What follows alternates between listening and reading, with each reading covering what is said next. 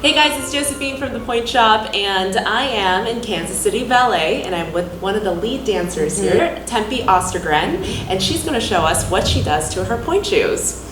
So can you show us what kind of pointe shoes you're in right now, what maker you have, and what you do to them? I'm in Freed of London. I've been in Freed since my schooling days at SAB, PMB in Boston. I've changed Freed schools. All Freed schools. I've changed makers about 2 times. Over the years, you learn what you need. You learn, for what roles, what kind of stability you need. If you need it harder, if you need it softer. Sometimes for more contemporary ballets, you need something that's really mobile. And for something like Sugar Plum, it helps to have, there's the long pas de deux, so it helps to have like a good left shoe. So one of my friends taught me how to darn my pointe shoes. And I had been a professional already for over 15 years, and I had never darned my pointe shoes. And I started, and it was really interesting how darning does just millisecond, just this much more, kind of really allows you to find this strong base and stability in your pointe shoe. You don't darn it heavily. No. It looks like you just do one layer. One layer, yeah. And then you keep it this way, or do you re-darn throughout? Keep it this way. Okay, yeah. so and very minimal. Minimal. Because you don't want it to affect the line too much. Granted, from far away, you can't tell. But sometimes if somebody is this really thick, we always used to call it a Coke can. When I first get my shoes, kind of break in the sole into the tip, and then I hold it in a formed position, and I drip what we call jet glue, which is a hardener. Yes. Down the sides to reinforce the sides, because often what happens in dancers' shoes, you'll say, you'll hear it bubbles out. Yes. Or, and you think you're trying to point, but then the sole of the foot is going the wrong way. That's right. So to prevent that, I kind of pancake it down, glue the sides, and glue it into this lovely, not svelte, but kind of, like a flatter shape. Yeah. Freed actually has quite a bit of thickness right where the metatarsal is. So that's a really good tip, because a lot of dancers, they either have to shave this part down, and if they don't shave it down, this is a really cool tip. If you don't want to do that, you can just flatten it. Flatten it. Hold it. I even hold it like this, and I flatten that base, and then I arch the shoe. And then while it's hardening, the glue, I put the glue in the whole tip. I push it against the floor to really make sure that tip flattens down. Right. And this is after I've worn them for maybe 1 class. So there is a little give. They're not already just hard. Right. There's a little give which helps you figure out how you really want to shape the shoe. Yes. There's a little movement. That's true. And is that the only place that you jet glue? Or do you? No, that's the only place. Okay. And I also, because you want a pretty line, right? Yes. Dripping down from the...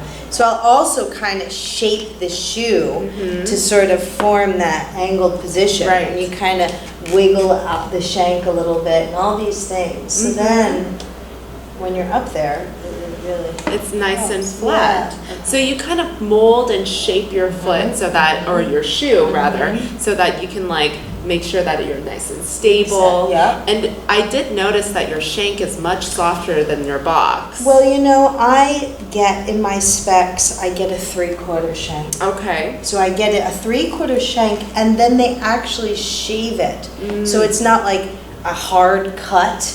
It's sort of an angled cut, so then it doesn't hurt the sole, or you don't get a blister or anything like that. That's right. A lot of dancers who 3/4 their pointe shoes themselves, you'll notice that there is that hard cut in the middle. Exactly. So you can either tape that down, duct tape it, or you can have it custom made already so it doesn't do that. And just have it sort of shaved, like angled down. Exactly.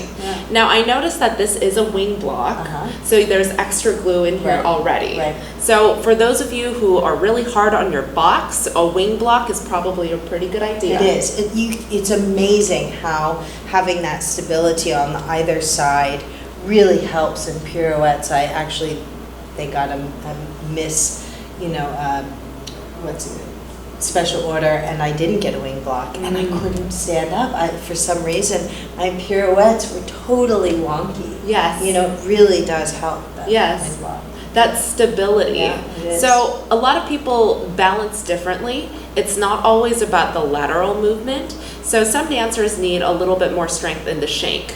So the wings don't matter as much for them. So it depends on what kind of dancer you are and depends on where you need the stability, but you won't actually know until you start dancing on Pointe. Right. But like you said, you know that you need a harder shoe, a more supportive shoe for certain roles. Exactly. And then could you tell me what the differences are between like the different roles and what kind of shoes you wear?